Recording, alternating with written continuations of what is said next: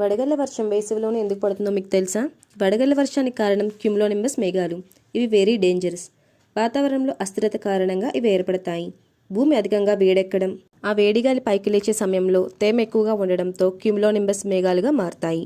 ఇవి అత్యంత ఎత్తుకు చేరుకుంటాయి. అంటే మాన్సూన్ మేఘాలు భూమికి 4 కిలోమీటర్ల దూరంలో ఉంటే ఇవి మాత్రం 15 కిలోమీటర్ల పై వరకు వెళ్తాయి. అక్కడే మేఘాల్లోని నీటి బిందువులు స్ఫటికలుగా రూపాంతరం చెంది పెద్ద పెద్ద మంచు బంతువుల్లా మారతాయి. అవే వడగళ్ళగా అత్యంత వేగంతో భూమిపైకి దూసుకొస్తాయి. ఒక మాటలో చెప్పాలంటే వేడి చల్లని గాలులు కలయికే ఈ వడగళ్ళు.